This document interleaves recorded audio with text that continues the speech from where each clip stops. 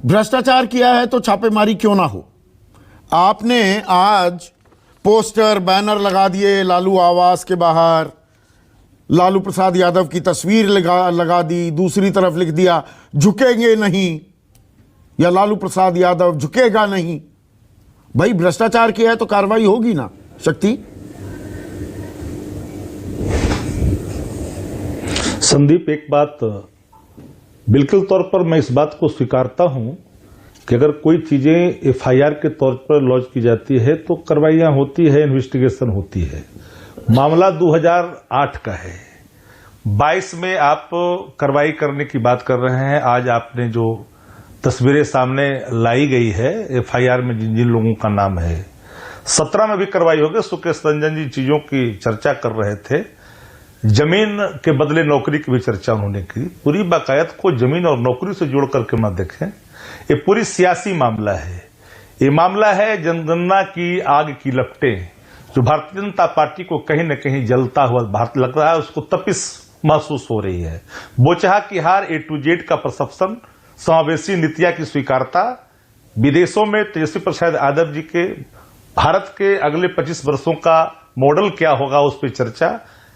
कहीं न कहीं इस बात का जो है पीड़ा भारतीय जनता पार्टी को हो रहा। 17 में तो मामले आए थे, ये क्या हुआ फलाफल, कैसा इन्वेस्टिगेशन, क्या सीबीआई बंद पिंजड़े में तूता नहीं है, क्या अधीनता स्वीकार करके जो स्वायत्तता की बात हम करते हैं क्या वो स्वायत्तता प्राप्त है उन एजेंसियों को। आपने ही अभी ललित नारायण मिश्रा जी का चर्चा कर दिया। हम इन बातों से इतर हटके कहें तो एक कार्रवाई नहीं है, पॉलिटिकल मैंडेटा ही सिर्फ नहीं है, एक कार्रवाई इसको कहिए कि ये विरोध की राजनीति में विरोध की प्रकाष्ठा है। कोई भी चीजें होती है, इन्वेस्टिगेशन ऑलरेडी हो रहा है, ठीक है। उस समय क्यों नहीं हुई? 17 में इन चीजों को परोसा गया जिसकी चर्चा सुकेश रंजन जी ने की। कोई व्यक्ति नौकरी लगा, 6 वर्षों के बाद जमीन बेचा, जमीन परिवार का है, किसका है, किसने लिया, कौन किसके पास देता है, वो तो दस्तावेज है ना। कर करके आपने एक भ्रष्टाचार, जिसको नौकरी मिली उसकी जमीन खरीदी गई है, संयोग था क्या? शक्ति यादव, एक सेकेंड संदीप जी, आप पूरी बात सुन लीजिए। हम आप इंटरप्ट नहीं किया किसी भी पैनलिस्ट के किसी भी कमेंट पर, मैंने कोई अपना राय नहीं दिया। मैं बिल्कुल निर्भरता चाहता हूं इन परिस्थितियों में कि 6 वर्षों के बाद, 5 वर्षों के बाद आपने जो पूरी स्क्रिप्ट तैयार कर करके जो आपने इसको भ्रष्टाचार कहा, जो व्यक्ति 90,000 करोड़ का मुनाफा देता है, जिस शेयर से आप कह रहे हैं, शारदा वाली बात कर रहे हैं, आप चाणक्य की बात कर रहे हैं, वो ऑलरेडी है, गवर्नमेंट का उससे रेवेन्यू आ रहा है। जिन लोगों ने रेलवे को बेच दिया वो तो ईमानदार है, इसलिए कि कमल छाप का साबुन उनके शरीर पर प्रतिदिन धोए जाते हैं ना। जो भ्रष्टाचारी, तथा कथित जो भ्रष्टाचारी है, अगर उनके पास चले गए तो कमल छाप लगा लिए तो आप तो पाक साफ हो जाएंगे। हम तो अदालत के फैसले को मानेंगे ना। शक्ति, गंगा जल में नहा, चारा घोटाले में जेल में जाना पड़ा ना। IRCTC का मामला जो आप कह रहे हैं 2017 में उठा, और ये मैं अभी तुहिन से पूछूंगा, उसमें जमानत भी मिल गई, उसमें हुआ क्या ये अभी तक किसी को नहीं पता, पर 2017 में गठबंधन जरूर टूट गया। संदीप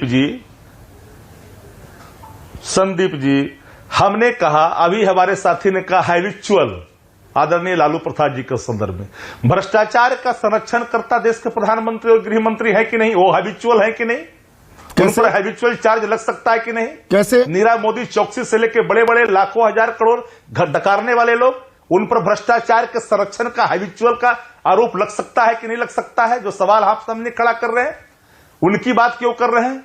बहुत सारे लोग जो जिन पर भ्रष्टाचार के बड़े आरोप हैं आपके साथ चले जाते हैं, गलवैया मिलाते हैं और आप उसको क्लीन चिट देते हैं। आप बगल में हरियाणा में किनको आपने क्लीन चिट दिया, बताने की जरूरत थी किनको आपने राज्य मंत्री बनाया। सुकेश रंजन जी ने जो स्टोरी की थी, किसी ने 5 साल के बाद बेचा, किसी ने 6 साल के बाद बेचा, अपनी जमीनें बेची, किसी को बेचा, ठीक है, A को बेचा, B को बेचा, लेकिन उसको आपने कोरिलेट कर करके यह कहा कि यह चूंकि नौकरी लगा था इसलिए आपने जमीनें दे दी और जमीन उन्होंने खरीद ली, इसलिए इन पर आरोप है। तो छापेमारी हो जाए, दूध का दूध पानी का पानी हो जाए, अदालत है, अदालत लेट क्यों? अदालत पर तो भरोसा है ना आपको, देश की न्यायिक व्यवस्था पर तो भरोसा है। पटियाला हाउस कोर्ट ने दी ना जमानत IRCTC मामले में। अच्छा ये बताइए, लालू प्रसाद यादव को, राबड़ी देवी को और तेजस्वी को। संदीप जी, ये सवाल कहां खड़ा होता? मैंने कब कहा कि न्यायालय पर भरोसा नहीं? हमने न्यायालय के न्यायिक प्रक्रिया पर सवाल ही कहां खड़ा किया? हमारे तो सीधा आरोप है इन्वेस्टिगेशन एजेंसी जो अधीनता स्वीकार करके सत्ता की दौड़ी की डांसर बन बैठी है। जैसे जिस गाने पे डांस करने के लिए कहा जाता है उसी गाने पर वो ठुमके लगाती है। सवाल यहां है, इन सवालों से हम विचलित हैं। हम जानते हैं कि जाति आधारित जनगणना भाजपा को रास नहीं आ रही है। बनारस में क्या कहा था अमित शाह जी ने, बंद कमरे में मुझे जानकारियां प्राप्त हुई है कि किसी कीमत पर हम कतई स्वीकार नहीं कर सकते हैं। तो ये आग की लपटें बैठने वाली नहीं है। स्वीकारता जो तेजस्वी की बढ़ी है बिहार के अंदर में, तो उससे इनको पीड़ा तो मतलब आरजेडी जेडीयू में खिचड़ी पक रही है। नीतीश कुमार जी की चर्चा क्यों ना, वो खिचड़ी का स्वाद पसंद नहीं आया बीजेपी को, आप ये कह रहे हैं। नहीं किया आपने देखिए, एक बात बता देता हूं आपको, राजनीति में जिसकी चर्चा आप कर रहे हैं, सुकेश रंजन भाई कर रहे हैं, हम इस पर कोई अपना मंतव्य देने के लिए अधिकृत नहीं है। पर इतना जरूर कहूंगा कि चीजें जब अधिनायक बात थोपी जाएगी, महंगाई सर चढ़ करके बोलेगा, धार्मिक उन्माद भाषाई आतंक पर सो जाएंगे, समाज में विखंडन की राजनीति होगी, लंका का रास्ता तैयार होगा, तो स्वाभाविक तौर पर कोई चुप नहीं बैठेगा और अस्मिता की रक्षा के लिए, लोकतंत्र के लिए आगे बढ़ना पड़ेगा। आज देखिए कहां सीखे लेनी पड़ेगी। तो आरजेडी और जेडीयू साथ साथ आगे बढ़ने को तैयार है। युवाओं का, रोजगार का, पलायन का नहीं हो सकता। मैंने तो कहा मैंने तो साफ शब्दों में सिर्फ इतना ही कहा कि देश को आप क्या चाहते हैं, कि लोग रोजगार नहीं मांगे, नौकरियां नहीं मांगे, क्या महंगाई सर चढ़ करके बोले? याद है आपको, आप ही तो डिबेट में थे, मैं that time I was present there on TV screen, आप ही थे एंकर। कहा था कि मां शब्द उच्चारण करने में देश के प्रधानमंत्री को डर लगता है। आज क्या हो गया है? आज 1100 रुपए सिलेंडर पर चर्चा नहीं, गोद में बैठने वाले लोग जिस तरह के स्क्रिप्ट तो देर से भी आई सीबीआई, देर आए दुरुस्त का मामला है। भ्रष्टाचार अगर उजागर होता है, उसकी जड़ तक जाना चाहिए कि नहीं? अब हम पूछ रहे हैं आपको, इन्हीं 17 जगहों पर, इन्हीं 17 ठिकानों पर हुआ था कि नहीं? 17 में क्या 10 नंबर में नहीं हुआ था?